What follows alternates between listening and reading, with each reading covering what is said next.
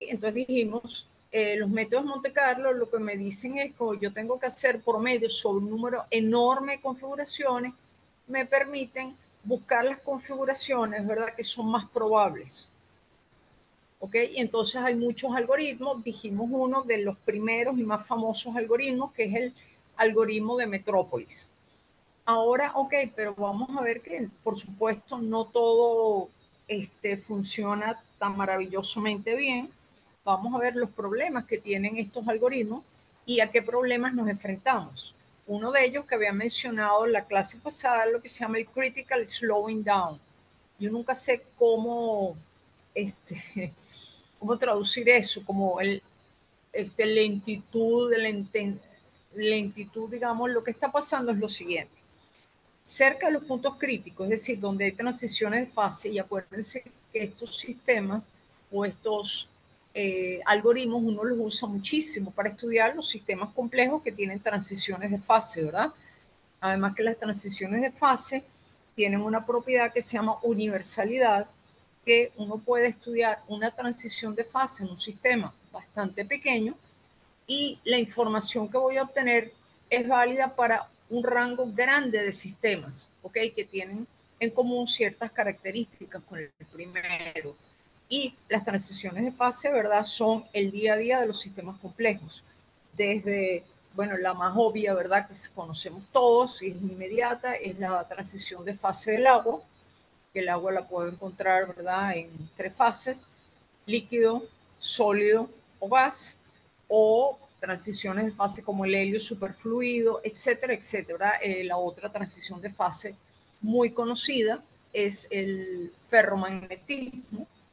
Y entonces el problema que tienen, lo que ocurre, hay algo que ocurre, que es cuando yo me acerco a un punto crítico, una transición de fase, donde el sistema cambia de una forma más o menos abrupta de un comportamiento a otro, las correlaciones espaciales y temporales crecen. Y entonces las escalas divergen. ¿Qué quiere decir correlaciones espaciales y temporales? Bueno, cuando yo empiezo a generar configuraciones, la idea es que, sobre todo para calcular los errores, yo tengo que calcular configuraciones independientes unas de otras. Porque si yo, por ejemplo, estoy trabajando y la configuración y lo que cambio es un pequeño detallitos o algo, eso realmente no es una configuración y la medida que voy a tomar no es estrictamente independiente de la anterior, ¿ok? Pero lo que pasa cerca de la temperatura crítica es la forma como se voltean los sistemas. Imagínense, creo que les había dicho la clase pasada el ejemplo, imagínense un sistema de espines en que los espines hacia arriba son amarillos y los espines hacia abajo son azules, ¿de acuerdo? Si estoy por encima de la temperatura crítica y yo veo el sistema de lejos, ese sistema, los espines van a estar al azar, porque están desordenados si no hay un campo externo. Entonces va a haber espines azules, amarillos alternos. O sea, yo de lejos voy a ver prácticamente un gran sistema verde, ¿verdad? Porque voy a ver azules, amarillos al azar.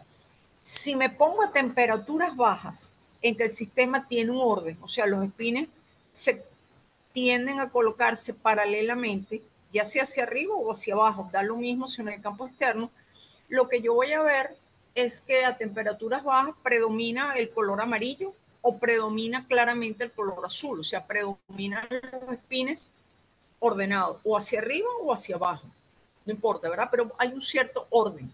A medida que yo voy aumentando la temperatura, ese orden se desvanece y yo voy a tener en promedio la mitad de los espines hacia arriba y la mitad de los espines hacia abajo repartidos al azar.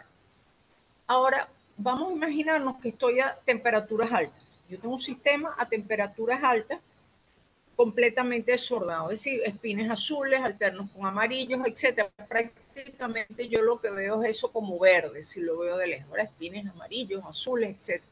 A medida que voy bajando la temperatura y me estoy acercando al punto crítico, pero desde las temperaturas altas, lo que empiezan es los espines a ordenarse, pero no es que se ordenan como soldaditos, ¿verdad? No es que tengo un mar de espines al azar y de repente empiezan a ponerse ellos ordenados. Lo que empieza a ocurrir generalmente en los modelos clásicos, que hay como un clúster, como vamos a decirlo así, como gotas, ¿verdad? de espines que empiezan a ordenarse. Entonces, si yo hago una foto del sistema a temperatura por encima de la crítica, pero cerca de la crítica, yo voy a tener que todavía tengo en promedio la mitad de los espines azules y la mitad amarilla, porque estoy en la zona en que la magneción promedio es cero, ¿verdad? Pero voy a tener una visión muy distinta de la versión que tengo a temperaturas altas, en que yo veo más o menos todo como verde, porque veo azul, amarillo, no perfectamente ordenado, pero no hay.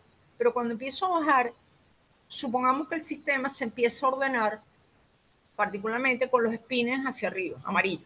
Yo lo que voy a ver es que voy a tener los espines desordenados, pero voy a ver que se empiezan a formar como unos clústeres, como unos conglomerados de espines amarillos que se empiezan a ordenar. Entonces yo voy a empezar a ver entre ese mar de espines desordenados unos clústeres de espines amarillos.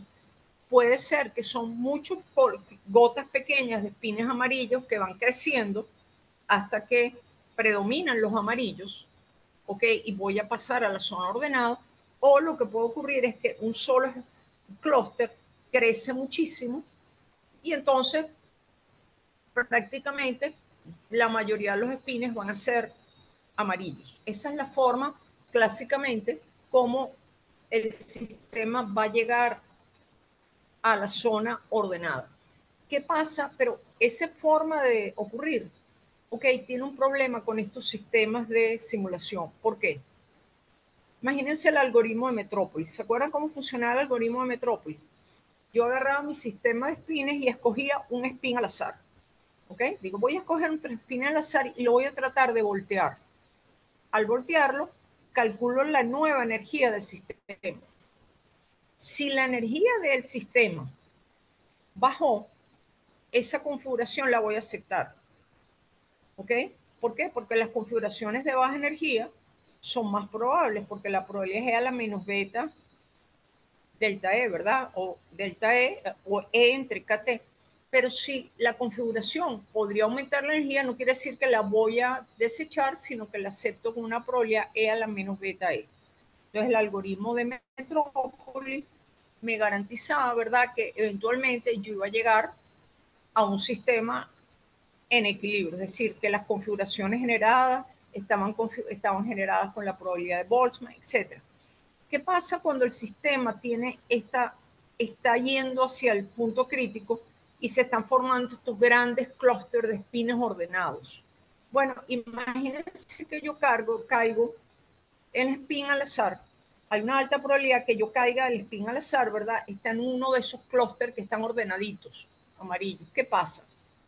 Como esos clústeres están ordenaditos y son los espines paralelos, cuando yo trato de voltear un spin, muy difícilmente lo voy a poder voltear, porque todos sus vecinitos están paralelos, porque está dentro de un clúster en que ellos están amarillos. Solamente si yo caigo en un spin que está en el borde de este clúster, ahí sí, pues digo, bueno, pero por un lado tienen los espines ordenados, pero del otro lado, ¿verdad?, están desordenados o fuera del clúster. Entonces, lo que empieza a ocurrir es que no avanzo. Es decir, yo hago simulación y escojo espines al azar y una cantidad de espines que yo escojo realmente no cambian. Entonces, estoy siempre con la misma configuración.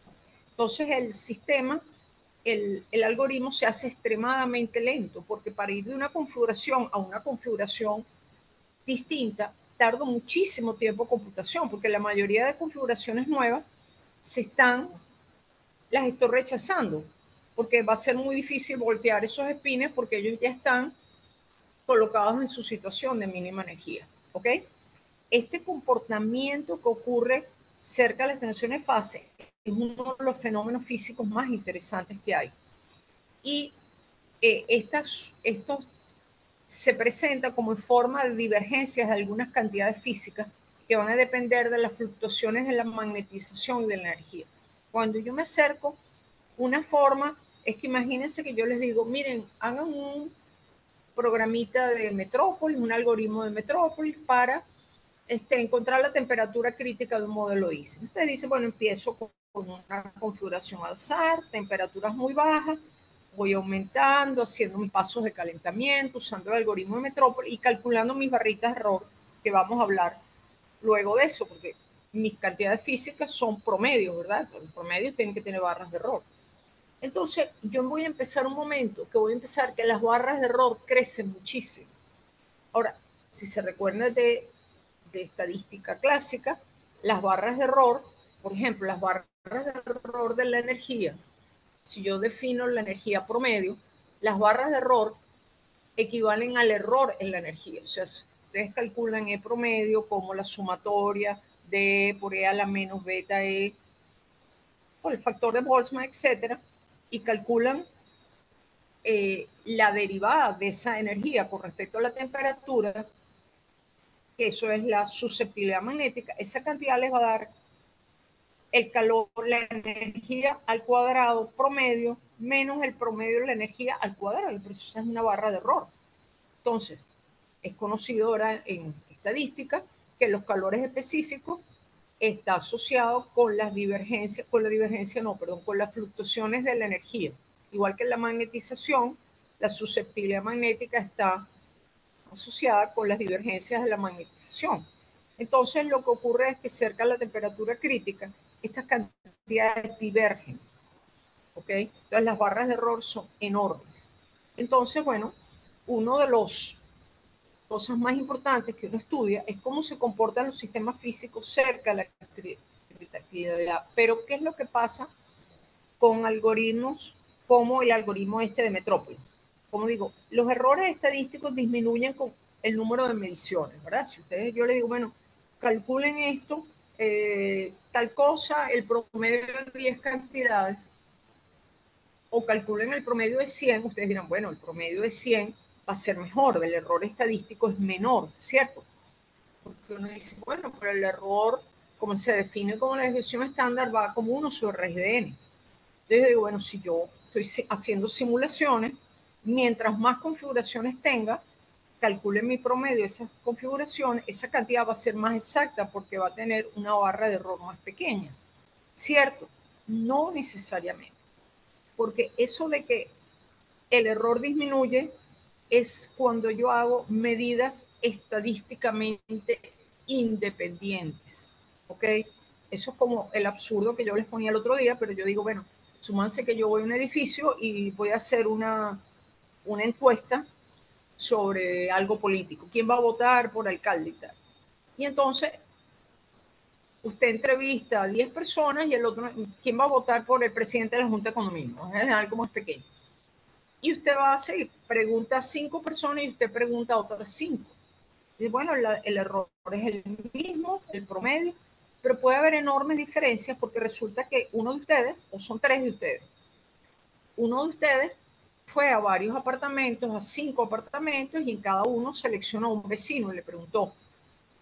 Pero hay otro que fue al mismo apartamento y le preguntó a los 5 vecinos, a los 5 que son de la misma familia, ¿ok? Que generalmente tienen opiniones muy parecidas.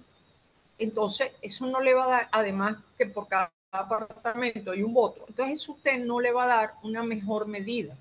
O resulta que usted se paró en la puerta y ese día estaban unos señores que vinieron a pintar y usted les preguntó a todos ellos le contestaron y ninguno de ellos vota para presidente del condominio. Entonces, eso de que los errores disminuyen al aumentar el número de medidas, eso es cierto solo si las medidas son independientes. Entonces, imagínense en un algoritmo Monte Carlo. Yo estoy llegando a estos clústeres cerca del punto crítico y entonces voy, escojo un spin al azar, trato de voltearlo, no lo volteo. Ok, pues no. Entonces, ¿qué ocurre? Que yo no tomo solo las configuraciones en que volteo o no. Yo cuando volteo, o sea, acuérdense, un paso a Monte Carlo no es que yo trato de voltear un spin. Yo intento voltear un spin, después otro, cuando hago n intentos, donde n es el número de sitios que tengo, eso lo considero un paso en Monte Carlo. Y digo, esta es una nueva configuración y mido.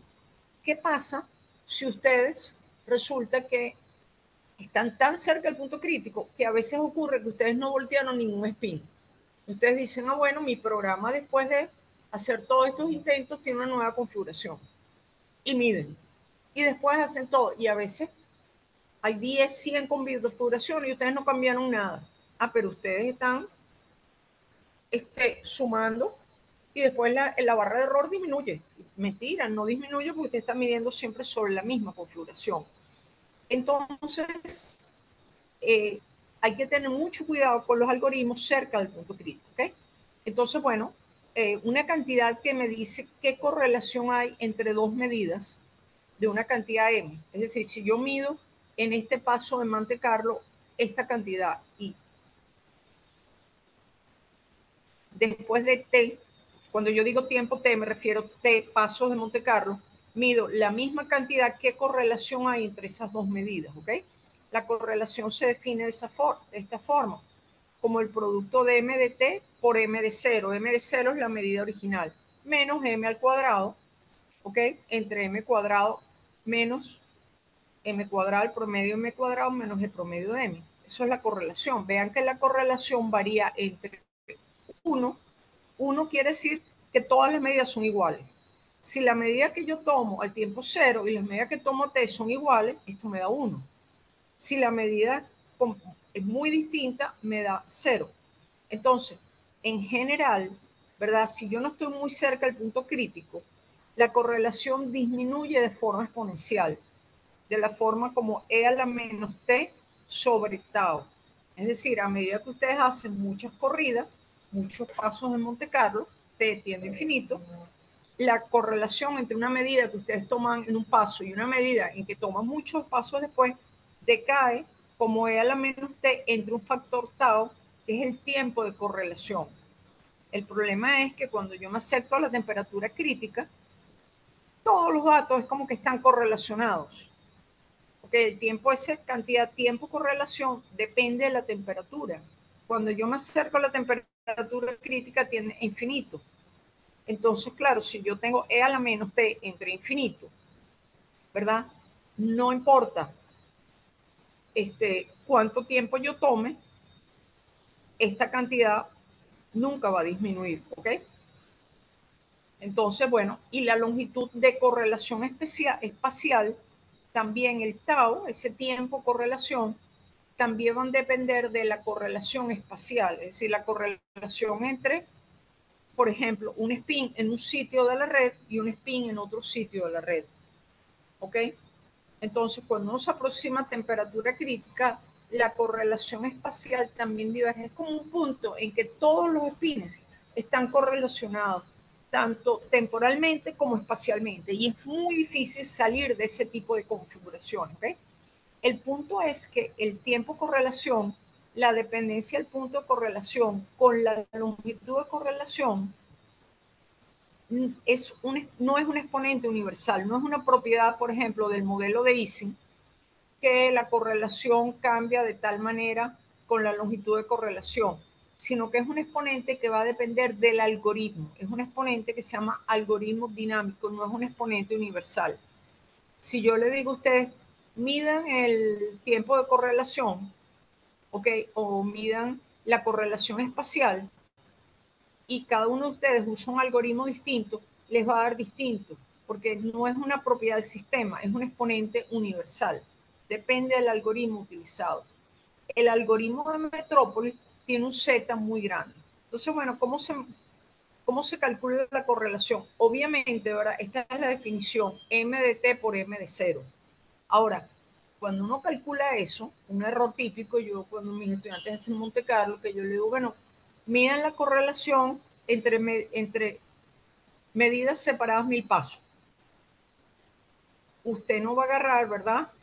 La medida 0 y la medida 1 y la medida 1001 y después la medida 1000 con la 2000 y la 2000 con la 3000. No, porque ustedes están perdiendo todas las correlaciones en el medio, ¿verdad? Usted mide la correlación entre la 0 y la 1000, entre la 1 y la 1001, entre la 2, o sea, todas esas entran para la correlación, ¿de acuerdo? Entonces la forma de calcular la correlación correcta es esta, ¿no? Si yo voy a medir medidas separadas K pasos, yo mido la medida del paso J y la medida del paso J más K y voy sumando sobre K, ¿verdad? Perdón, voy sumando sobre J. M1 con M1 más K, M2 por M2 más K, y así voy calculando la correlación. Entonces, lo que yo digo, si yo lo midiera, me doy cuenta que si yo estoy, por ejemplo, muy lejos de la temperatura crítica, muy por encima de la temperatura crítica, la correlación entre las medidas muy rápidamente decae. O sea, después de cierto número de pasos, la correlación entre medidas decae. Yo diría, bueno, mira, después de K pasos, yo ya estoy, mis cantidades son estadísticamente independientes, no me tengo que preocupar. Si me acerco, si estoy por encima de la temperatura crítica, digamos, depende de la región, tarda menos, pero cuando estoy en la temperatura crítica, esta correlación es larguísima. Yo digo, bueno, ¿cuándo en promedio o cuándo se va a acercar a cero? Esto, bueno, el dibujo no es muy bueno, pero esto va prácticamente asintóticamente a cero. Claro, no puede ser asintóticamente porque para cada infinito, estos son sistemas finitos, pero la correlación crece muchísimo cerca de la temperatura crítica. ¿Ok? Lo que ocurre, eso me dice que es muy difícil generar configuraciones estadísticamente independientes. Entonces, cuando yo me acerco a la temperatura crítica, el sistema contiene islas, esos clústeres que yo les hablaba, que los espines están alineados. Entonces, yo debería tratar de voltear grandes números de espines para poder generar una nueva configuración. Con el algoritmo de Metrópoli, esto es muy, muy difícil, porque como yo decía, la probabilidad de invertir un spin de la isla es muy baja. ¿Por qué? Porque cuando ya estoy en una islita de espines todos amarillitos, ¿verdad? Esos espines están felices, pues están todos paralelos. Entonces yo ahora caigo en un spin de esa isla y lo trato de voltear, prácticamente es dificilísimo, porque él ya está en su estado de mínima energía, ¿ok? Entonces, invertir spin implicaría un cambio de energía muy grande y tiene muy poca probabilidad de ser aceptado el cambio. Entonces, ustedes verán que el algoritmo de Metrópoli que yo les describí antes es muy útil, porque yo que quiero mis algoritmos, yo quiero que sean rápidos, ¿verdad? Porque yo no puedo tener miles de horas de computación o cientos de horas para un resultado. Yo quiero un algoritmo que me genere configuraciones que converja rápido, vamos a decirlo así, ¿ok? El algoritmo de Metrópolis computacionalmente es muy rápido. ¿Por qué? Porque calcular el cambio de energía del sistema es muy fácil. Porque ustedes me dirán, ah, bueno, profesora, pero una forma de hacer eso, en vez de agarrar y voltear un spin como usted está haciendo, como hace el modelo de Ising, que usted, como verán, como si ese spin está dentro de una isla de esa, va a ser muy difícil voltearlo, porque usted no trata de voltear bloques de spines a la vez. O sea, voy a tratar de voltear 100 spines a la vez. Entonces ahí sí puedo generar configuraciones nuevas mucho más rápido. Sí, pero voltear 100 espines a la vez tiene el problema que el cálculo del cambio de energía del sistema tarda mucho más tiempo computacional. ¿Okay? Porque, ¿qué pasa cuando yo volteo un spin, que es el algoritmo de Metrópoli? El cambio de energía es muy fácil. Porque acuérdense, supónganse que yo caí en el spin I. ¿Okay? Y el algoritmo, estoy hablando del modelo de ISI. ¿Cuál es la energía del sistema? ¿En qué parte de la energía del sistema depende del spin I? Bueno, menos J, si el hamiltoniano es menos J, tal, menos J, SI, y SI solo interacciona con quién? Con sus cuatro vecinos. Estoy llamando S1, S2, S3, S4. Si es una red cuadrada, estoy hablando de una red cuadrada, sería el de arriba, el de la derecha, el de abajo y el de la izquierda. Ese es el único término de hamiltoniano donde aparece el spin I, ¿verdad? Y también si hay un campo externo con H. ¿De acuerdo? ¿Qué pasa si yo lo quiero voltear? Si yo lo quiero voltear, el cambio de energía simplemente es la suma de los espines, es exactamente lo mismo, ¿verdad? Porque los espines vecinos no cambian y entonces el delta E es simplemente dos veces el JSI más H. En general uno divide entre dos o no calcula los cuatro espines, sino siempre dos de ellos para no tenerlo contado doble, ¿ok? Pero para esto realmente es irrelevante. Entonces, fíjense, este algoritmo, calcular el cambio de energía es una trivialidad. Entonces yo voy volteando espincitos, calculo el cambio de energía y veo si lo acepto o no.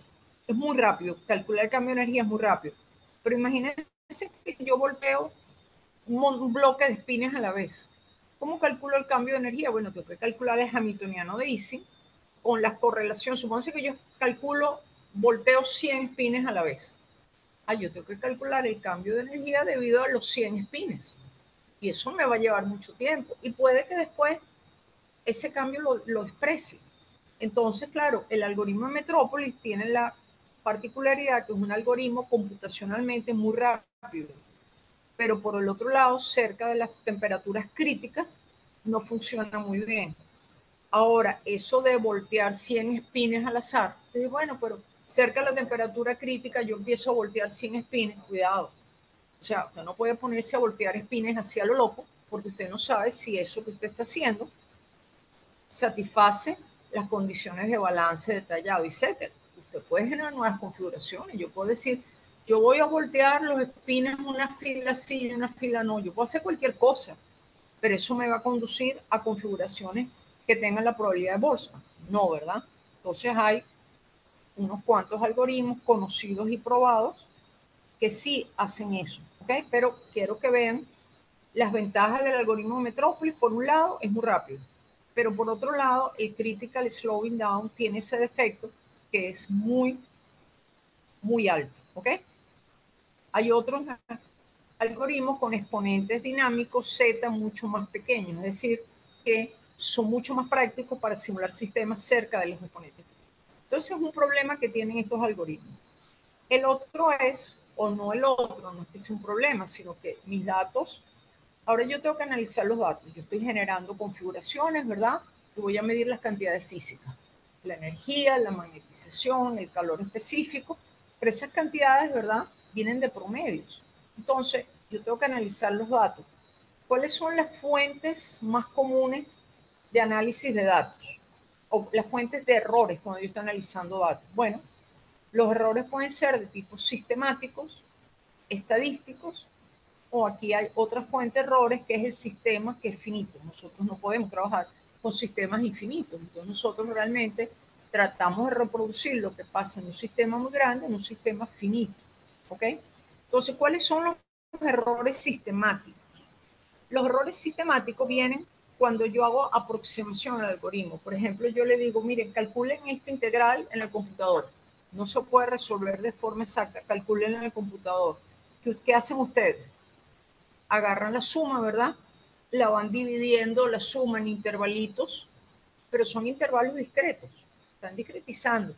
Claro, si yo hago los intervalos muy chiquititos, la aproximación es mejor, pero me voy a tardar muchísimo más, ¿verdad? Si hago pedazos muy grandes, me tardo menos, pero el error es muy grande. O, por ejemplo, cuando tengo una ecuación diferencial, que habíamos hablado el otro día, ¿cómo resuelvo yo una ecuación diferencial en el computador? Tengo que discretizar, ¿verdad? Digo, la cantidad en T más delta T menos la cantidad en T y uso algún truco de discretización. Estoy cometiendo un error, ¿verdad? Porque delta no es cero. Y me dice, bueno, entonces yo hago un delta muy pequeñito.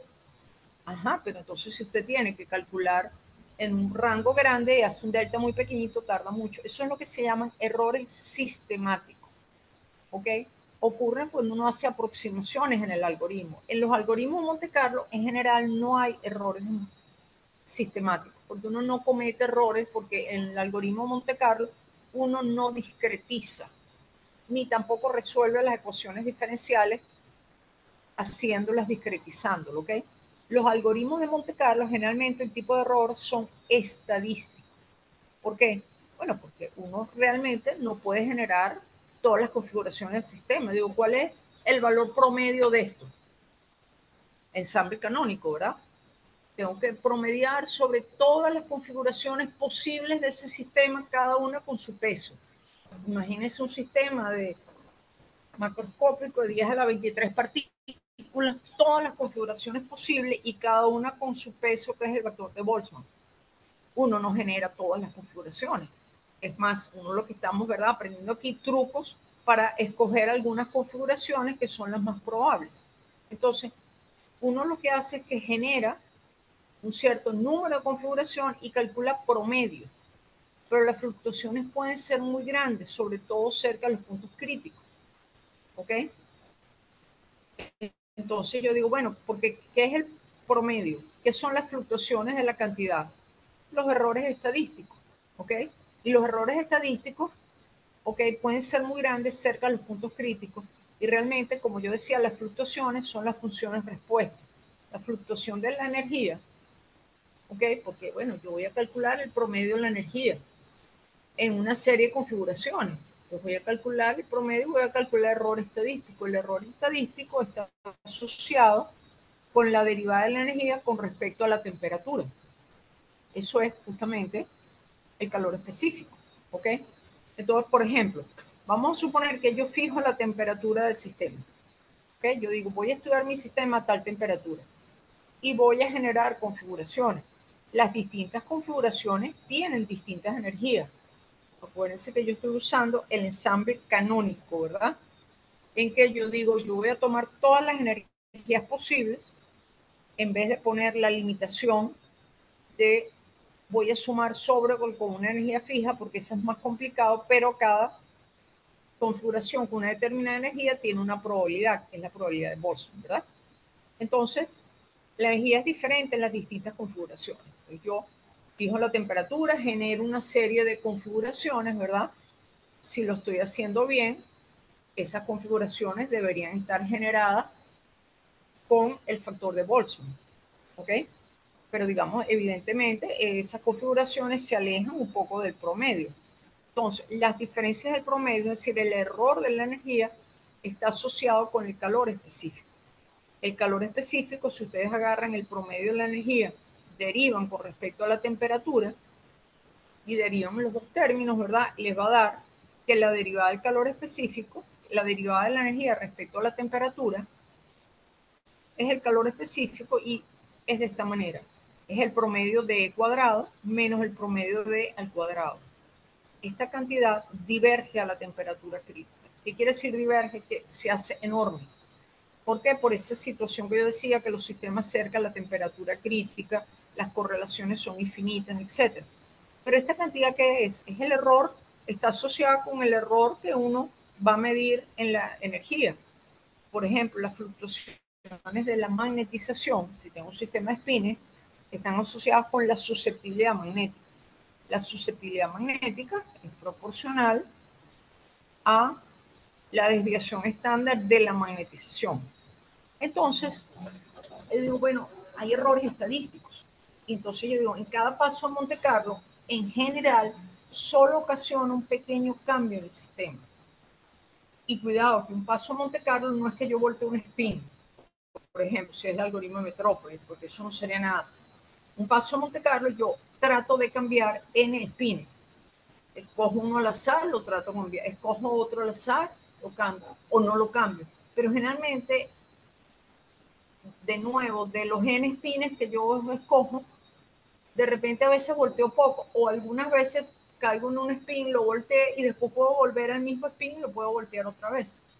Entonces, cada paso en Monte Carlo, en general, solo ocasiona un pequeño cambio en el sistema. Y cuando me aproximo cerca del punto crítico, peor todavía. Porque, como digo, cerca de la temperatura crítica, los sistemas se aproximan al equilibrio muy lentamente. Entonces yo digo, bueno, la correlación entre, supónganse que yo voy a medir una cantidad de mi sistema, O, y yo quiero ver la correlación que hay una medida en que yo tomo, entre medidas que yo tomo separadas, ese paso de Monte Carlo. Por ejemplo, yo digo, bueno, yo quiero saber cuál es la, por ejemplo, yo quiero decir, bueno, ok, yo empiezo a correr mi sistema, hago mi calentamiento, ya mi sistema está en equilibrio, ahora yo quiero saber cuál es la correlación que yo tomo entre una medida que mido ahora y una medida que mido 1000 pasos en Monte Carlo después, por ejemplo, que ese sean, que T sean 1000 pasos. Esa es la correlación entre la medida O, donde aquí hay una suma sobre esa, ¿no? Es 1 más T, ¿verdad? Con 1T por 2 más T por O2, etc. Esas son medidas que hay una suma sobre ese, ¿verdad? Entonces, hemos dicho que la correlación va, en general, va inversa, va como E a la menos T sobre tau, decae exponencialmente con T. Mientras mayor separado en el tiempo haya, el tiempo de Monte Carlo, mientras más separados sean los pasos de Monte Carlo, más independiente es una correlación de la otra. ¿Ok?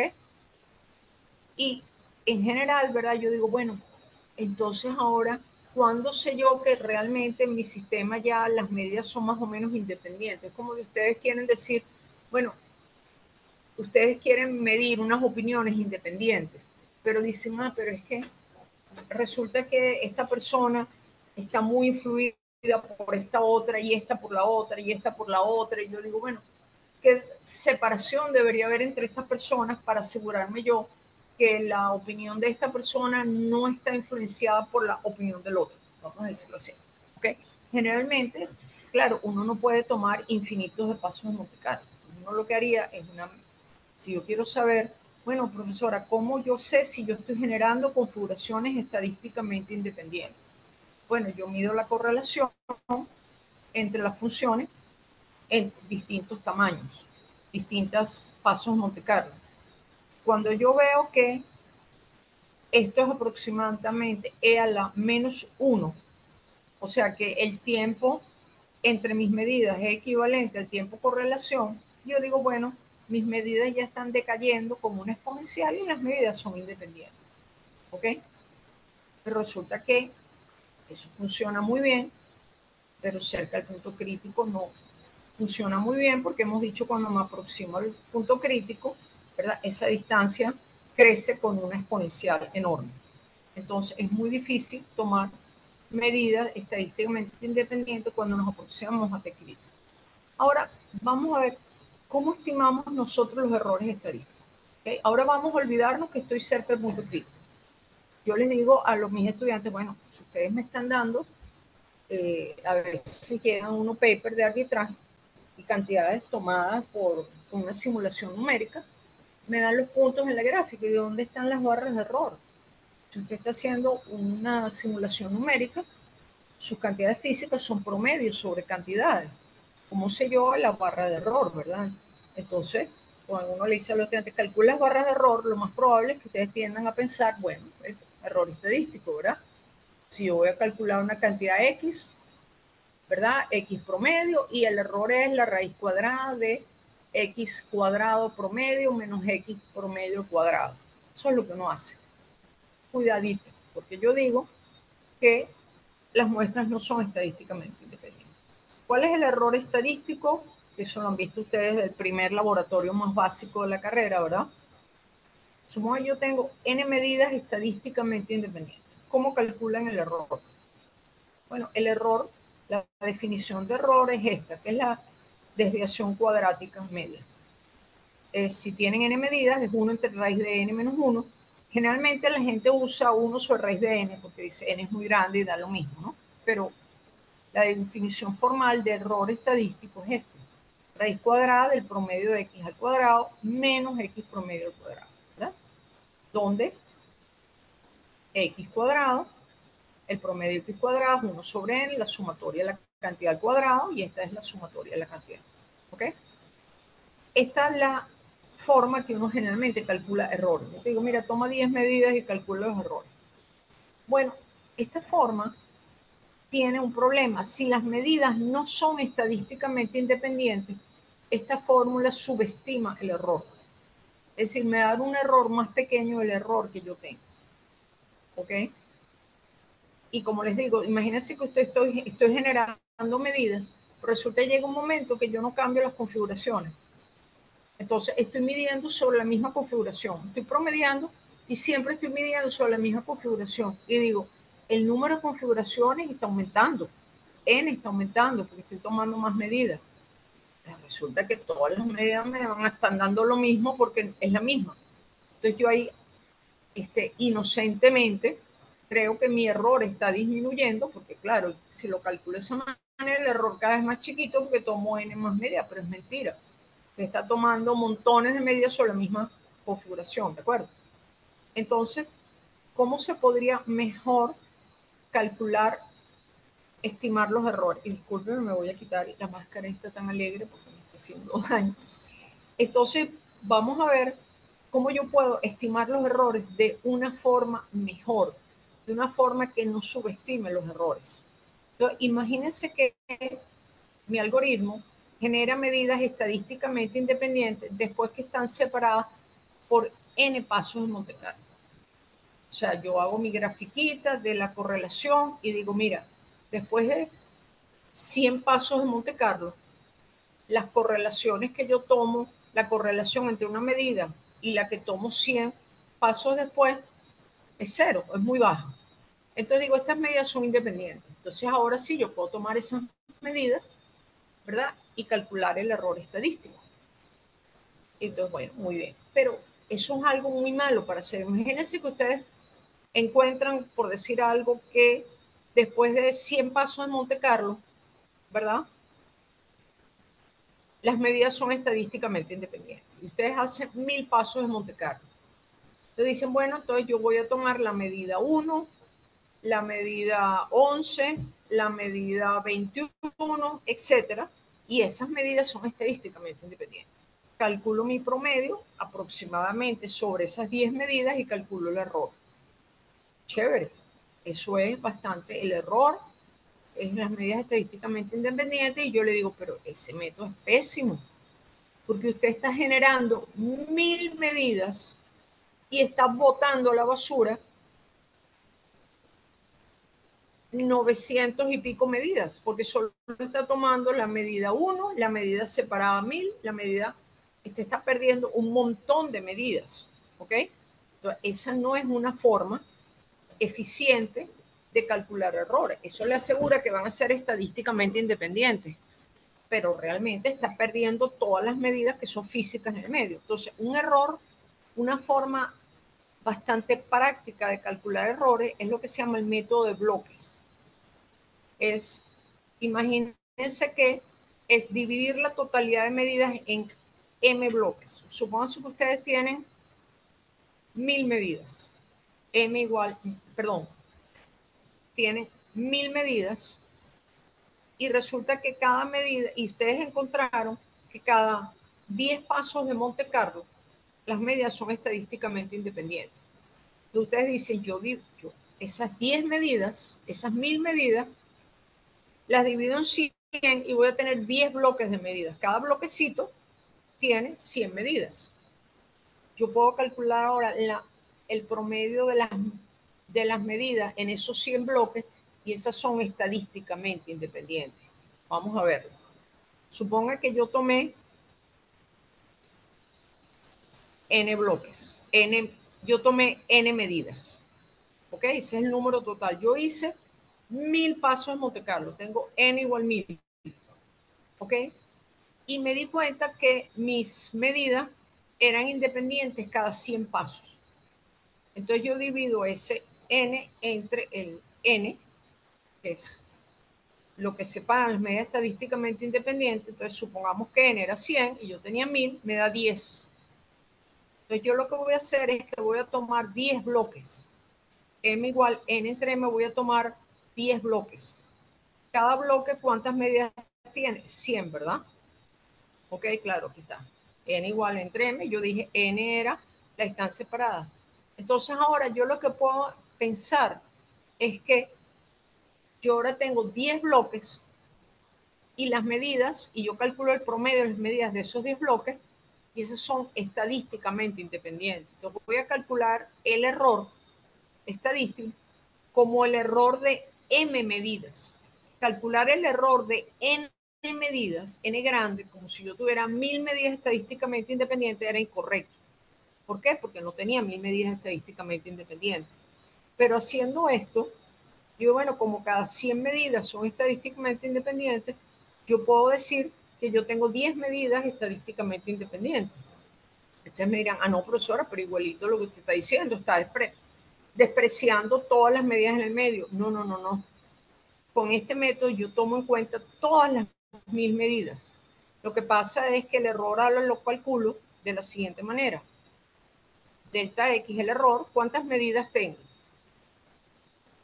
Voy a tener m medidas, ¿verdad? Porque tengo m bloques. Entonces es 1 sobre raíz cuadrada m menos 1, ¿verdad? Por la raíz de el x del bloque al cuadrado, o sea, el bloque 1, el bloque 2, hasta el bloque 10, ¿verdad? El promedio al cuadrado, menos el x promedio al cuadrado.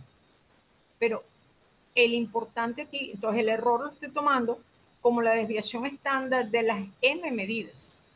Ahora digo, esas medidas sí son estadísticamente independientes. Si yo tenía 1000 medidas, pero me tomaba 100 pasos entre una medida y la otra, en el fondo yo lo que tengo son 1000 entre 100, 10 medidas estadísticamente independientes. Entonces yo voy a tomar los bloques de esas 10 medidas, pero vean que la cantidad física, ¿cuál es? La cantidad que yo voy a tomar, el X promedio. El X promedio es el X sobre todas las medidas que yo tomé. ¿Por qué? Porque vean que da lo mismo. El X cuadrado no, pero el X promedio sí. Calcular los bloques de las 1000 medidas, calcular el X promedio de las 1000 medidas o calcular el X promedio de cada una de las 10 medidas con 100 es exactamente lo mismo. El X cuadrado no. ¿Se dan cuenta? Entonces, fíjense, el X de los bloques, yo digo, tengo M bloques, ¿verdad? Calculo la medida de cada bloque, por ejemplo, hay bloques del 1 hasta el M. Yo calculo X sub I al cuadrado, ¿ok? Es el promedio cada bloque. Y X sub I es la suma de cada bloque, ¿cuántos elementos tiene? N. ¿Ok? Entonces lo que yo decía es, pero lo importante aquí es que la cantidad de física, el X promedio, que es la cantidad física que usted va a medir, tiene todas las medidas. Su cantidad física es el promedio de las N medidas. Si usted tomó 1000 medidas, después de que el sistema se calentó y sé que esas medidas están generadas con la probabilidad esperada, todas las medidas entran en su calcular el promedio. Las 1000 entran. ¿Ok? Pero cuando yo calculo el error, yo digo, pero de las 1000 medidas, solo eran 10 estadísticamente independientes. Pero esas 10 son los promedios en cada bloquecito. ¿Ok? Entonces, y vean por favor, insisto, calcular el promedio de los bloques, sumarlos y calcular el promedio es lo mismo que calcular el promedio global. ¿Ok? Y aquí está la prueba, ¿no? El promedio de cada bloque es igual al promedio global. ¿Ok? Entonces, la cantidad física es la independiente de cómo se calculan los errores. Para calcular, insisto, la cantidad física, ¿ok? Yo tomo todas las medidas, yo no pierdo tiempo de computación, yo necesito que mis cantidades físicas sean lo mejor posible. Si tengo 1000 configuraciones, que son configuraciones con la probabilidad requerida, porque yo voy a perder esos valores para calcular el promedio, no los pierdo. Lo que sí tengo que tener cuidado después es para calcular los errores de esa cantidad. ¿Ok? Vamos a hacer un ejemplo completamente trivial. Tenemos 6 medidas consecutivas. A ver, ¿no? Tengo 6 medidas consecutivas. Y yo le digo, calculen X promedio. Y calculen el error si las medidas son estadísticamente independientes. Es un ejemplo, ¿verdad? Que uno se lo haría a un muchachito de primaria. Entonces después le digo, no, pero calcule ahora X y delta X si la correlación es entre las medidas de 2 pasos. Y calcúlele si la correlación entre las medidas de 3 pasos. Bueno, si tengo las 6 medidas consecutivas, ¿verdad? En la parte A, calcule X promedio. Bueno, la suma, ¿verdad? La suma da 7 entre 6, X promedio 7 sextos.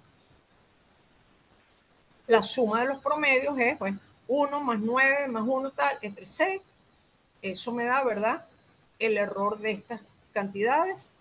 Delta X es 0.2277, si no me he equivocado.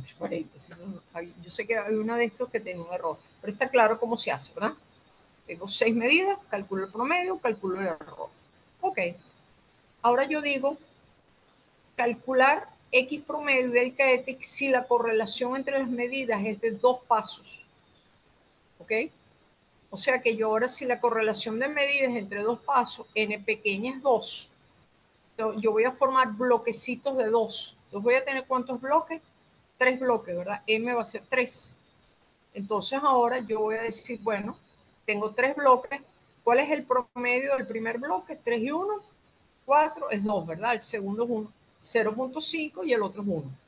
Entonces ahora yo voy a tener 3 bloques de 3 medidas cada uno. Vamos a calcular el promedio ahora de estas 3. Y ahora yo puedo decir, estas 3 medidas son más o menos aproximadamente estadísticamente independientes. ¿Cuál es el promedio de estas 3? 7/6 era el mismo, por supuesto. Pero cuando calculo el promedio al cuadrado, no. El cuadrado de los promedios me da distinto.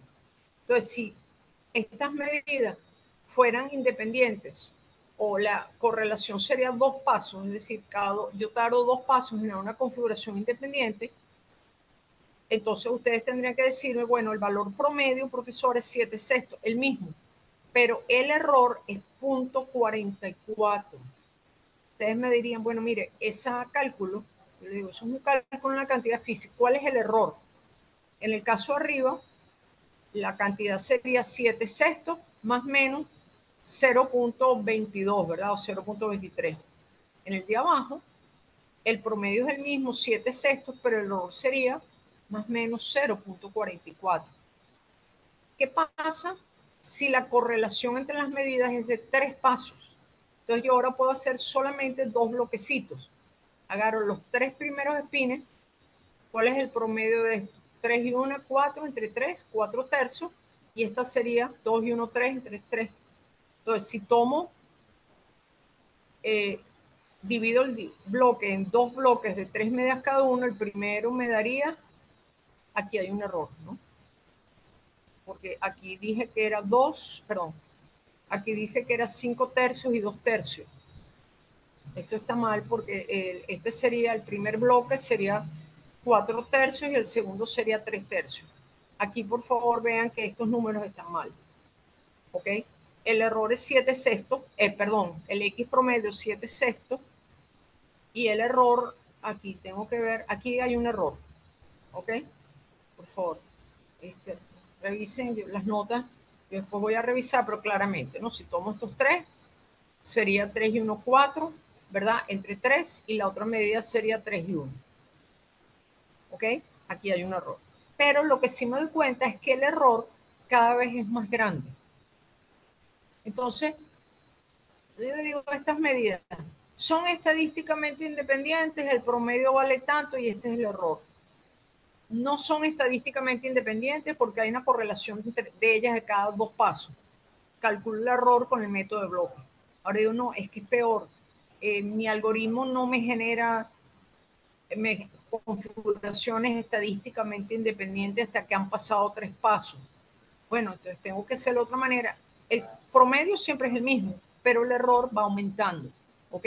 Y claro, yo tengo que dar un estimado del error bastante mejor, ¿ok? Entonces, esa es una forma que se usa mucho en Monte Carlo para calcular errores. ¿Okay? Uno toma las medidas, las agrupa en bloques y calcula el error del promedio en los bloques, ¿ok?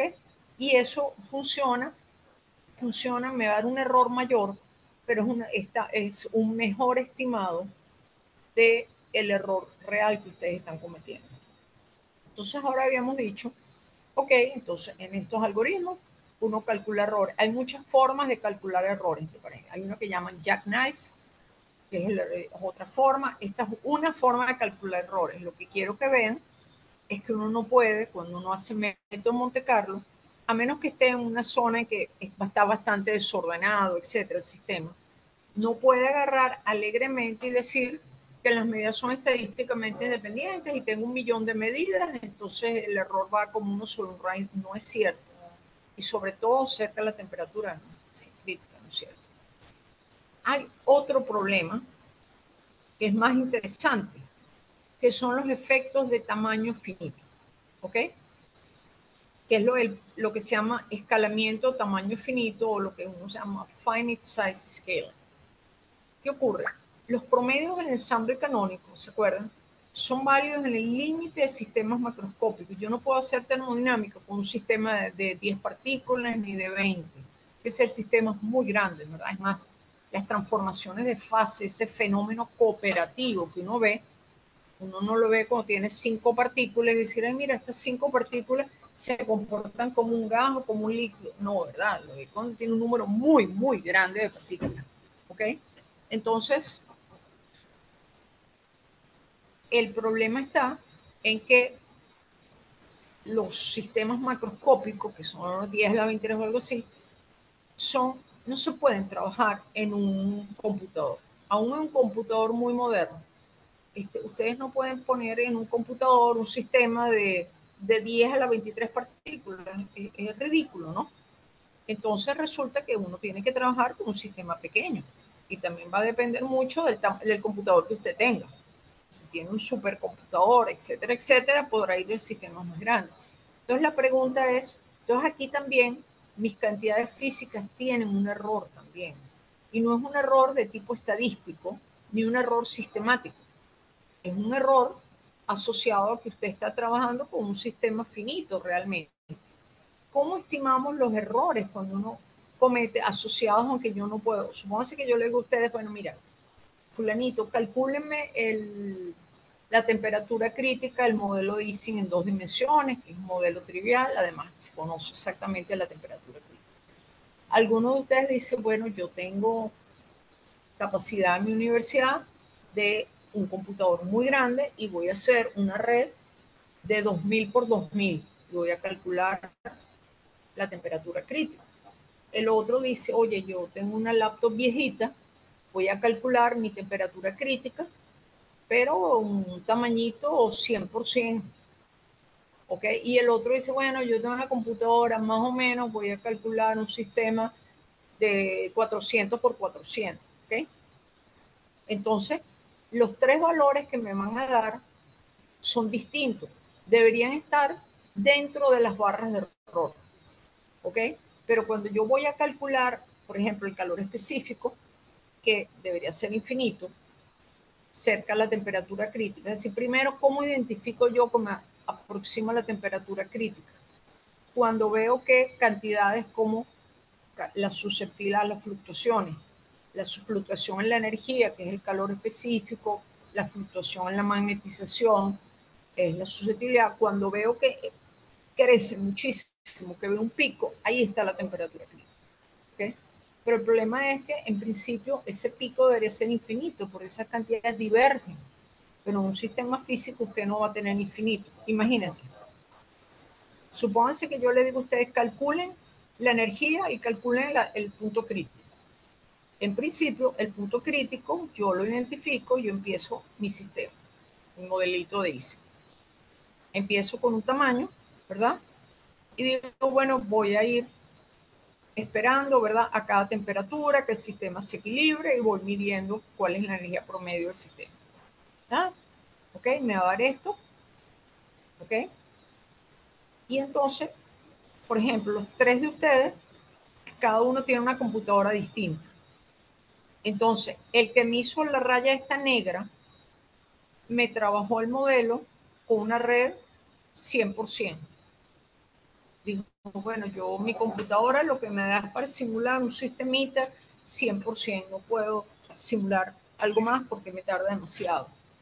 Este otro tenía una computadora un poquito mejor y dijo, no, yo voy a hacer tengo una laptop mejor, voy a medir el punto crítico y voy a hacer mis mediciones con una red 500 por 500. Y este que está aquí, el otro, dice, no, yo tengo un computador en la universidad, me prestan un computador, hay acceso a unos computadores muy, muy rápido y puedo hacer una red de 2000 por 2000. Entonces ustedes me van a decir, bueno, pero es que todo no importa porque todos se cruzan en el mismo punto. Bueno, eso es un efecto del dibujo, realmente no se cruzan en el mismo punto. ¿Ok? Pero vean qué es lo que ocurre. La energía, ¿verdad? No es que diverge, pero digamos la derivada de la energía es infinita a la temperatura crítica. Entonces ustedes ven que el que usó la red pequeña, lo que tiene aquí es que la curva varía más suavemente, la curva se va haciendo más abrupta a medida que el tamaño del sistema es mayor y aquí, disculpen, la persona que me los pasó no puso los tamaños. ¿Ok? Entonces lo que yo me doy cuenta, si yo ahora calculo los calores específicos, estos son los calores específicos calculados para cada uno de los tamaños. O sea, ¿cómo identifico yo la temperatura crítica? Es donde tengo el pico del calor específico. Ah, pero el pico, el sistema real, el calor específico se hace infinito a la temperatura crítica. Ahora, yo en el computador no puedo medir infinitos. Lo que está pasando es que mientras mayor sea el sistema, más se aproxima esto a un pico y es mucho más fácil determinar la temperatura crítica. No solamente esto, aquí ustedes dirán, bueno, pero si yo pongo el punto máximo es el mismo, no importa, no es cierto. Realmente el punto se corre, además que estos datos tienen barras de error. No es tan fácil que ustedes digan, bueno, profesora, pero aquí el pico es el mismo para todos. ¿Para que yo voy a trabajar el sistema 2000 por 2000 si le da el mismo? No. Así que el dibujo no ayuda mucho. Aquí estos son valores que realmente tienen barras de error y no es fácil determinar dónde está el pico y también hay un pequeño corrimiento del pico con el tamaño. ¿Okay? Pero el problema es que, y entonces bueno, aquí tengo para 3 tamaños distintos, entonces, primero, cómo varía el sistema con, o sea, entonces, pero fíjense que esto es interesante. Ustedes me dirán, bueno, pero con este error, con este finite size scaling, con este error no puedo evitarlo. O sea, a menos que tenga una computadora muy grande, no puedo hacer, y cómo sé yo que 1000 por 1000 es suficientemente grande, ¿por qué no 10.000 por 10.000? ¿Por qué no 100.000 por 100.000? O sea, ¿cuándo sé yo? Bueno, resulta que hay una teoría que es escalamiento tamaño finito, que hace de ese problema del tamaño finito, lo hace una conveniencia. Es decir, yo lo que puedo hacer es estudiar sistemas de distintos tamaños y ver cómo cambian las cantidades físicas, y eso me da información sobre el sistema. O sea, que yo se convierte una debilidad el hecho que no puedo trabajar con sistemas infinitos, lo convierto en una herramienta que me va a dar información acerca del sistema. Vamos a ver eso. Entonces, los exponentes críticos es que las cantidades físicas, yo esperaría que ustedes han visto, la mayoría han visto algo de transiciones de fase, etcétera, exponentes críticos. Okay, de todos modos, yo les voy a hablar un poquito de exponentes críticos. Imagínense que ustedes calculan una energía, la energía libre, por ejemplo, la energía del sistema. Cerca del punto crítico, la energía crítica estadísticamente se ha comprobado que uno las calcula,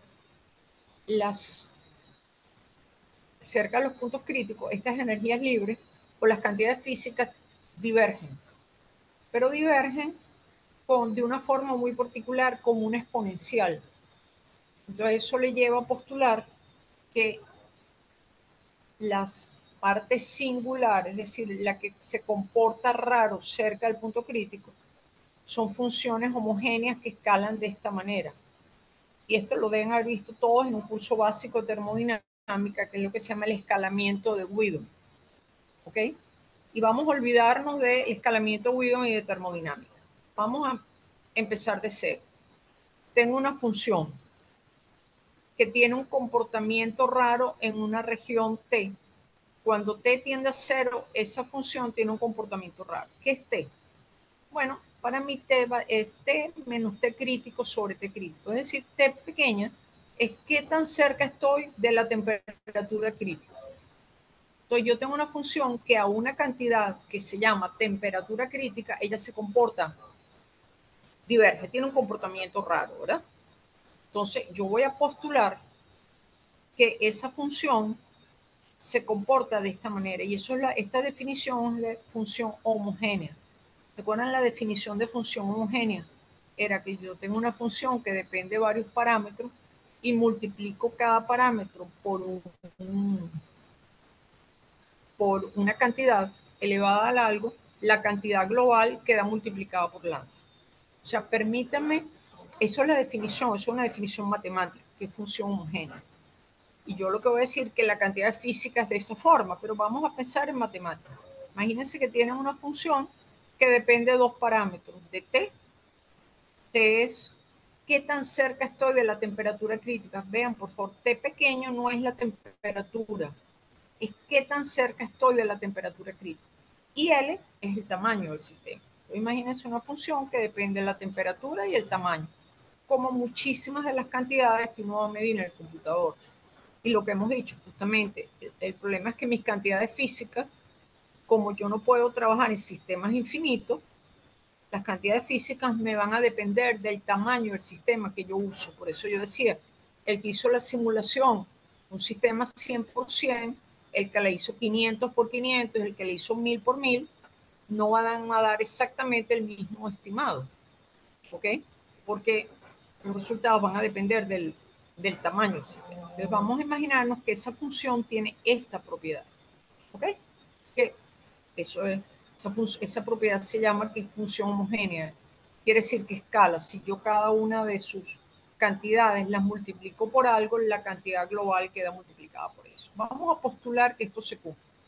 Bueno, ahora hay un truquito, seguro que ustedes lo vieron en física estadística, que como lambda puede ser cualquier cosa, X e Y pueden ser cualquier cosa, permítanme decir que lambda a la I es 1 entre L. ¿Por qué no? ¿Ok? Lambda a la I tiene que tener unidades de longitud, por supuesto. ¿Ok? Porque esta es una función que depende de temperatura y de longitud.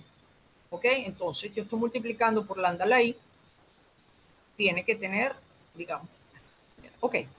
Bueno, vamos a suponer que lambda a la I es 1 entre L. Ok. Entonces, bueno, lambda es L a la 1 menos I, por supuesto. Una trivialidad, ¿verdad? Entonces, ahora permítame, al hacer esa definición, la función esta, que depende de T de L, la reescribo de esta manera. O sea, lo que estoy cambiando, en vez de usar ese lambda, que puede ser cualquier cosa, escogí que lambda la I era 1 sobre L, donde L es el tamaño del sistema. Entonces, haciendo ese cambio variable, trivialmente tengo esta función. Ahora, yo no dije tampoco quiénes eran X e Y, ¿verdad? Permítanme el menos X sobre Y llamarlo 1 sobre nu. Que nu tiene un significado físico. Realmente, 1 sobre nu es el exponente crítico asociado a la longitud de correlación. ¿Qué quería decir eso? ¿Se acuerdan que yo decía, yo tengo la longitud de correlación, es que qué distancia hay espacial entre una medida que yo tomo a una temperatura y otra medida, o sea, dos medidas que yo tomo en el sistema. ¿Ok? La longitud de correlación, ¿cómo está relacionada? Es decir, por ejemplo, puede ser que la magnitud de este spin en este sitio, ¿ok? Y yo mido la correlación del spin en un sitio de la red y la correlación y con otro sitio que está 10 sitios más adelante, ¿ok? Con el cálculo que dijimos de correlación. Y yo mido cuál es la correlación entre esas dos medidas. Estadísticamente se conoce y se ha medido que la correlación depende de qué tan cerca estoy de la temperatura crítica. Y la correlación va con un exponente, va como T, que T es T menos T crítica, a la menos nu. Vean lo que ocurre. Cuando yo me coloco a la temperatura crítica, cuando T va a la temperatura crítica, T va a 0, ¿cierto? Y tengo algo que va a 0 elevado a la menos nu. Claramente la longitud de correlación en un sistema físico diverge a la temperatura crítica. ¿Ok? ¿Lo ven? Cuando T pequeña es 0, o sea, me coloco a la temperatura crítica, tengo 0 a la menos algo. Y no un número positivo, entre paréntesis. Entonces, claro, y a medida que vean que T se hace más pequeña, la longitud de correlación crece. Eso es un comportamiento universal de los sistemas cerca del punto crítico. ¿Ok? Entonces decía, los sistemas críticos en la temperatura crítica divergen. ¿Cómo divergen? Pueden diverger, ¿verdad? De muchas formas, como un logaritmo que cae y tal. físicamente se ha encontrado que la forma de diverger es como un exponente. ¿Ok? Algo de teoría de punto crítico. Ahora, fíjense, como estamos trabajando con un sistema finito, es decir, yo estoy haciendo mis resultados en el computador. Ahora, la longitud de correlación diverge, se hace infinita cuando estoy en la temperatura crítica. Pero es que resulta que mi sistema, supongamos aquí que yo estoy trabajando en un sistema, una dimensión, mi sistema lo que tiene son 100 pasos. Nunca puede diverger, ¿verdad? Porque nunca yo puedo medir la correlación. Sí, la correlación diverge después que yo tengo millones de pasos, diverge. Pero es que resulta que en mi sistema yo no tengo infinitos pasos. ¿Cuál es el máximo valor que puede tomar la correlación entre las dos medidas? L. Si yo tengo un sistema, es una cadena de L espines, ¿verdad? La máxima correlación que puede haber entre ellos es L, no puede ser 2L porque no hay. ¿Ok? Entonces, cuando uno trabaja con un sistema finito, la longitud de correlación no puede diverger, como sí ocurre en un sistema real. En un sistema real diverge de esta manera. En un sistema finito, el máximo que puede tener es L. En una dimensión, si estoy trabajando en un sistema de 2 dimensiones, sería L cuadrado, ¿verdad? O sea, no puedo tener más que una longitud. Entonces yo digo, bueno, la longitud de correlación, entonces L tiene que ir como T a la menos mu, porque es la máxima longitud de correlación que puedo tener es L. Entonces digo, y esa es la máxima que yo puedo tener a la temperatura crítica. Entonces yo digo, bueno, para un sistema finito yo sustituyo la máxima longitud de correlación en la que puedo tener a la temperatura crítica va a ser L. Entonces L a la temperatura crítica. Entonces lo que tengo es como L por T a la menos mu, yo lo que voy a decir es que L a la 1 sobre mu, claramente, paso para acá, por T es una constante cerca de la temperatura crítica. ¿De dónde sale eso? Bueno, claramente, ¿verdad? Si L es del orden de T a la menos mu, L a la 1 sobre mu por la temperatura es una constante a la temperatura crítica. ¿Ok? Entonces ahora, ¿por qué viene esto aquí? Vamos a volver aquí a esta función física que yo llamé energía libre. Habíamos dicho que la energía libre tenía esta propiedad, que esta función cerca del punto crítico, que depende de la cercanía y L, iba como L a la menos 1 sobre I por la función por L a la menos X sobre I, pero X sobre I la llamé 1 sobre nu por T. Ya no depende de este valor, porque este valor es una constante. ¿Por qué es una constante? Porque yo escogí lambda la I como 1 sobre L. ¿Ok? Entonces ahora,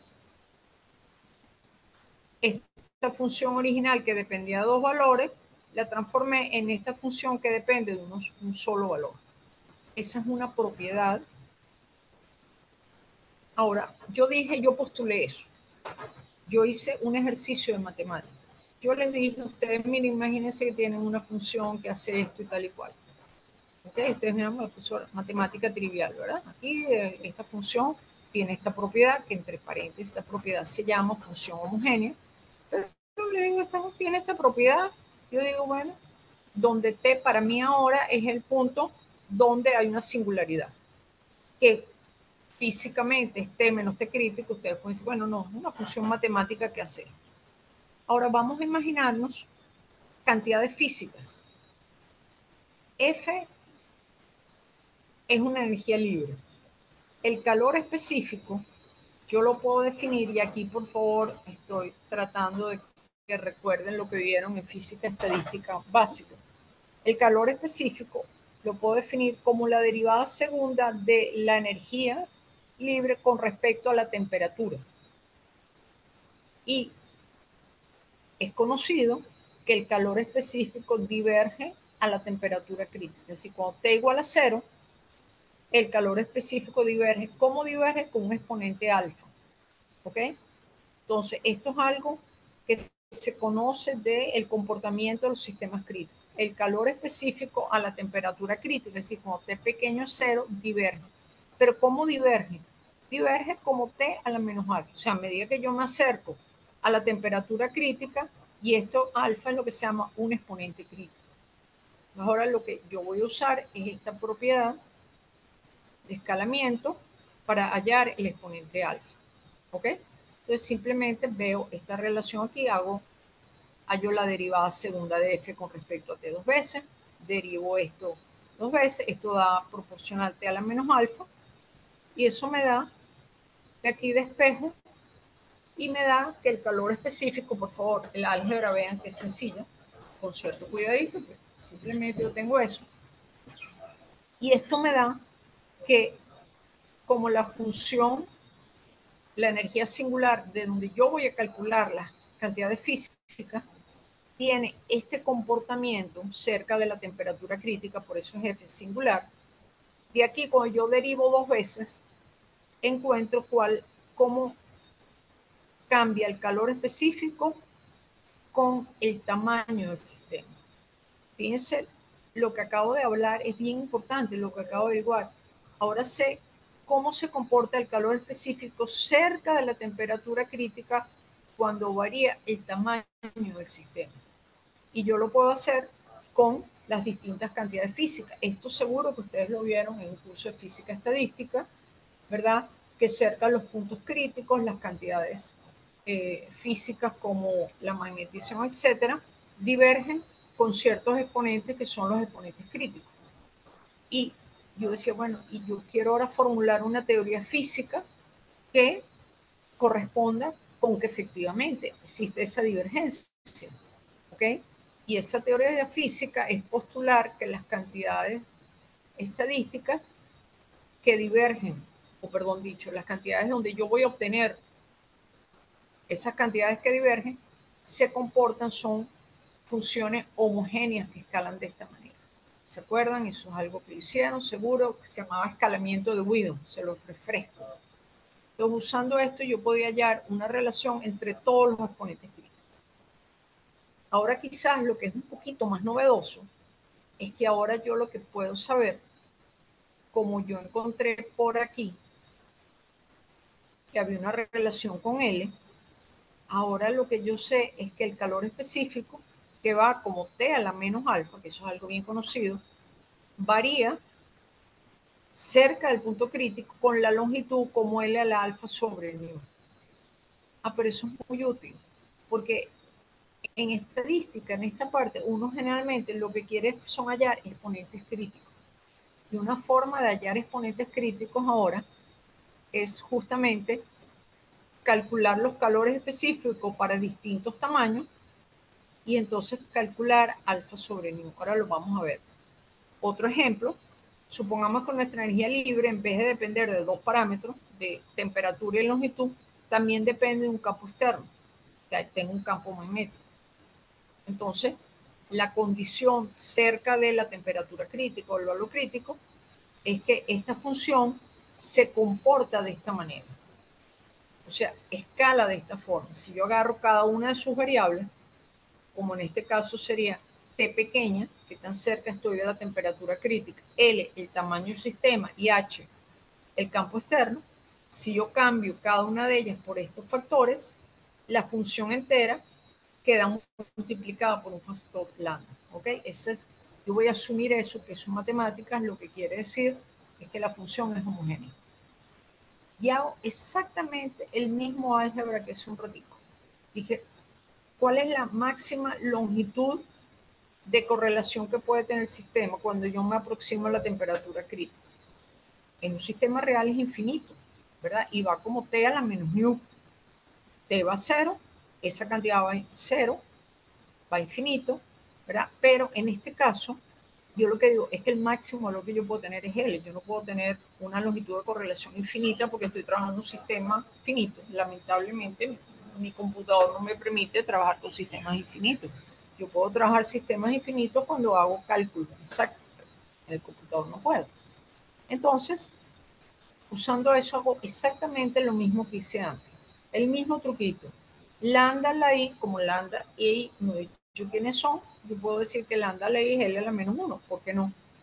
Y X sobre Y lo puedo llamar 1 sobre nu, ¿por qué no? Yo no he dicho ni quién es X, ni quién es Y, ni quién es X. Eso es válido para cualquier X, lambda e Y, ¿ok? Entonces, bueno, vamos a llamarlo de esta manera. hago el cambio de variables, como lo hice antes, pero ahora tengo una variable más, y me queda esto que está. ¿Ok?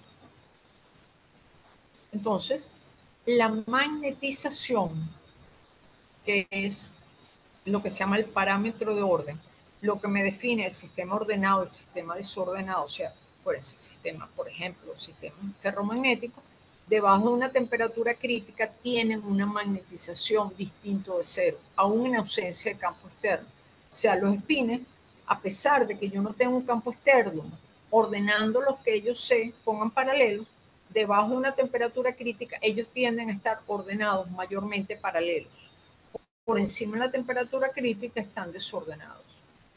Entonces, la magnetización se obtiene de la energía libre como la derivada de la energía libre con respecto al campo externo. ¿Ok? Entonces, bueno, yo agarro, tengo esta expresión aquí y la derivo con respecto al campo externo, hago la álgebra, pues simplemente, como F tiene este comportamiento, esta es la derivada. Entonces les recuerdo que L va como T a la menos 1. ¿Por qué viene eso? Porque esta es la correlación, L es la máxima correlación que tengo. Ok. Vamos a suponer que el sistema, que H es igual a 0, porque el ferromagnetismo, lo interesante es que ocurre este fenómeno de que están ordenados los espines a pesar de que el campo sea 0. Entonces, la magnesia es la deriva de F con respecto al campo. Mucho cuidado, el error típico es decir, bueno, el campo es 0. Si ustedes toman el campo 0 antes de derivar, no vamos a tener nada, ¿verdad? Uno primero deriva y después sustituye H igual a 0. Ahora digo, ¿qué pasa si H es igual a 0? No hay campo externo. Bueno, mi magnetización, ¿verdad? Se comporta de esta manera. Ahora, es bien conocido que los sistemas magnéticos, los sistemas ferromagnéticos, cuando el sistema ferromagnético, la magnesia no diverge cuando la temperatura es la temperatura crítica. ¿Se acuerdan? La magnetización lo que hacía era que caía abruptamente a 0. ¿Se acuerdan? Que habían puesto esa grafiquita. Cuando te digo a 0, el sistema está todo ordenadito. Después se va desordenando suavemente y de repente cerca la temperatura crítica cae abruptamente. Y después de la temperatura crítica la magnetización es 0. ¿Ok? Entonces, la magnetización no diverge, cae abruptamente a 0, porque es una transición que se llama de segundo orden. Entonces, la magnetización, cuando va a la temperatura, decae a 0, pero se puede medir. ¿Cae como cae? Cae como una línea recta, cae como un exponente, cae como un menos t a la beta. Menos t simplemente porque ella cae desde t por debajo, porque esté por debajo de la temperatura crítica de magnetización, por eso es el punto, por eso es el menos t a la beta. O sea, cae a 0 con un exponente beta. Bueno, yo calculé aquí mi magnetización de esa propiedad matemática que yo decía que tenía la energía libre. Calculé la magnetización. Ahora, yo sé por experimentos, por teoría de campo crítico, todo que la magnetización decae como menos t a la beta. Ok. Ahora, en el problemita anterior, yo hallé una relación que había entre los exponentes. El 1 sobre i era 2 menos alfa sobre nu y son los mismos exponentes. Sustituyo aquí esto, ¿verdad? Y me queda que simplemente sustituyo el 1 sobre i, aquí en el problema anterior, aquí lo escribí el x sobre 1 sobre nu, el alfa era, por aquí estaba, 2 menos 1 sobre i era 1 sobre nu, 2 menos alfa, los exponentes críticos son los mismos, ¿no? Yo ya fui aquí hallando unos exponentes críticos, meto eso aquí, ¿verdad? Digo, la magnetización cuando H va a 0 cae como menos T a la beta, ¿ok? Pero resulta que yo tenía que beta es esto que está aquí, ¿verdad? Hay esta relación, pero les recuerdo que L era T a la menos nu. Ahora sustituyo, ¿verdad? El mu por el valor asociado con L y hagan el álgebra, por favor, es muy sencillita. Me da que la magnetización cuando H tiende a 0 va como L a la menos beta sobre nu. Bingo. De nuevo, ¿verdad? Si yo ahora estudio un sistema magnético a distintas L's y veo cómo se comporta el sistema con L, eso me va a dar información sobre estos exponentes críticos. Y lo mismo ocurre para la susceptibilidad magnética, es la otra cantidad, otro de los exponentes críticos. De nuevo, por favor, vean, el jueguito es exactamente el mismo. La susceptibilidad magnética es la derivada segunda de la energía libre con respecto al campo externo. Después que derivo, por ejemplo, si el campo externo es cero, exactamente lo mismo. Digo ahora, la magnetización, hago lo mismo que antes, la F es esta cantidad que está aquí. Derivo, pero ahora derivo 2 veces con respecto a H. ¿De acuerdo? Me queda esta expresión. Hago lo mismo que antes. Lambda a la I es igual a 1 sobre L, ¿verdad?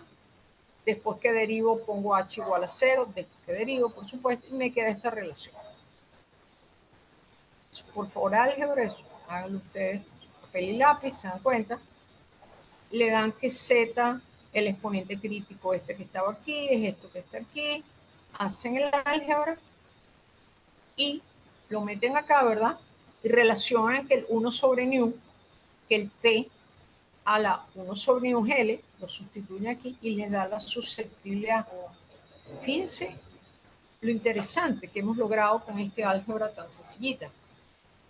Que yo decía, oye, pero el problema es que yo no puedo calcular exactamente el sistema, no puedo calcular los puntos críticos, no puedo realmente hacer nada porque esas divergencias, ese punto crítico es cuando el sistema, yo veo esos comportamientos cuando el sistema, el L es infinito, pero mi sistema L no es infinito, porque yo no puedo en el computador. Pero yo aquí sé cómo cantidades como por ejemplo el calor específico, la magnetización y la susceptibilidad magnética. Esto estoy hablando en que el ejemplo es un sistema magnético, porque siempre es el que se usa. Yo sé cómo se comportan con él cerca del punto crítico. Y eso me va a permitir calcular los exponentes críticos. Eso es lo que se llama técnica de finite size scaling, escalamiento tamaño finito. Por ejemplo, supónganse que ustedes hacen un cálculo. Calculan ustedes, está la persona que me dice, bueno, yo les digo, calculen el punto crítico, la temperatura crítica de un sistema magnético. Y uno me dice, bueno, yo solamente puedo hacerlo con una red de tal tamaño, el otro con una red de más tamaño, etc. Sus resultados van a ser distintos. O sea, muy cerca de la temperatura crítica, cuando ustedes ven el pico, el que hizo el tamaño más chiquito le da este valor, el que hizo este tamaño más chiquito le da este valor. ¿Ok? A todos les da distinto. ¿Por qué? Porque todos están usando tamaños distintos. Pero si yo tomo esto, o mejor dicho, usted mismo, dice, yo quiero calcular los exponentes críticos, pero yo no puedo trabajar con un sistema infinito. ¿Qué hago? Trabajo con sistemas de distinto tamaño. Mido la cantidad, por ejemplo, la magnetización, la magnetización que me da para una temperatura, lo más cerquita que yo me ponga dentro del punto crítico, vamos a decirlo así, en términos de él y calculo el logaritmo. ¿Por qué el logaritmo? Porque el comportamiento es este. Sé, por los cálculos que acabo de hacer, que la magnetización se comporta como L en la menos beta sobre nu por una constante. Entonces el logaritmo de m es de esta forma. Entonces ahora, para hallar los exponentes críticos, ¿qué es lo que yo hago? Simplemente hago la pendiente de la recta. Entonces fíjense, lo que era, que yo pensaba que era un defecto, de que, bueno, conchole, todo esto ocurre en sistemas infinitos, pero yo no puedo trabajar con sistemas infinitos. Resulta que se convierte, esta técnica de finite size scaling es muy poderosa, porque le va a permitir a usted calcular los exponentes críticos precisamente por la dependencia que hay él. Entonces aquí, si yo calculo la pendiente de la recta, sé los exponentes críticos. Entonces me va a dar cómo divergen las cantidades cerca de la temperatura crítica. Por ejemplo, ¿qué pasa a la temperatura crítica? El calor específico diverge. Ahora, mi calor específico nunca va a diverger, ¿verdad? Porque mi sistema es finito. Entonces, ¿qué es lo que yo hago? yo mido el calor específico que me da a una temperatura muy cerquita de lo que yo creo que es la temperatura crítica, y yo sé del cálculo que acabo de hacer arriba, aquí está, que el calor específico va como L a la alfa sobre nu. Hago mis mediciones para distintos tamaños, calculo, hago mi recta, el logaritmo calor específico entre el logaritmo de L y la pendiente de la recta me da alfa sobre nu. Claro, esta es una visión muy sencilla. Estos puntos tienen barras de error. O sea, nunca les va a dar una recta. O sea, uno tiene que hacer análisis de datos. Los calores específicos son cantidades promedios y me dan barras de error. Entonces yo lo que tengo que hacer el mejor ajuste, ¿verdad? Lineal con barras de error. Pero bueno, aquí no estamos hablando de ajustes de eso. Simplemente lo que yo quería era insistir en cómo la técnica de escalamiento de tamaño finito, ¿verdad? Me permitía calcular los exponentes críticos, que son muy, muy importantes. ¿Ok? Entonces, bueno, lo voy a dejar hasta aquí porque mascarita ya me tiene un poco fastidiado. Lo voy a dejar hasta aquí porque en la próxima clase lo que quiero darles es algunos, después les voy a dar algunos ejemplos cómo se calculan estas cosas, unos cuantos ejemplos físicos, pero en la próxima clase quiero que vean cómo se calculan sistemas fuera del equilibrio. Darles como un pequeño paseo, cómo trabajo yo cuando tengo un sistema fuera del equilibrio. ¿Okay? Entonces, bueno, hoy aprendimos de que los métodos Monte Carlo tenían sus problemas, ¿verdad? Porque no es que tienen sus problemas, y yo tengo que escoger si yo quiero ponerme muy cerca a las temperaturas críticas, ¿verdad? Tengo que tener cuidado con el algoritmo que escoja, porque hay algoritmos que son muy lentos cerca de la temperatura crítica, porque está ese problema, el critical slowing down. La otra cosa que aprendimos es que como estamos calculando promedios estadísticos, ¿verdad? Tenemos que ser cuidadosos cómo se calculan los errores. No podemos agarrar simplemente la fórmula de la desviación estándar, porque las medidas no son estadísticamente independientes. Entonces yo les di un método que se puede usar para calcular errores que les dará un valor, les va a dar la barra de error mucho más grande, pero es preferible sobreestimarla que no subestimarla, ¿verdad? Y la otra es que hablamos de otro problema que tenía cuando yo hago simulaciones de computador y voy a estudiar sistemas críticos, que yo nunca voy a encontrar que las cantidades físicas divergen, porque claro, yo estoy trabajando en un tamaño finito. Pero como si yo, sabiendo, calculando la dependencia de la cantidad física con el tamaño del sistema, eso me va a permitir hallar los exponentes críticos con esta técnica que se llama escalamiento de tamaño finito. ¿Ok? Entonces creo que vamos a dejar la clase hasta aquí porque no quiero empezar ahora a hablar de sistemas fuera de equilibrio.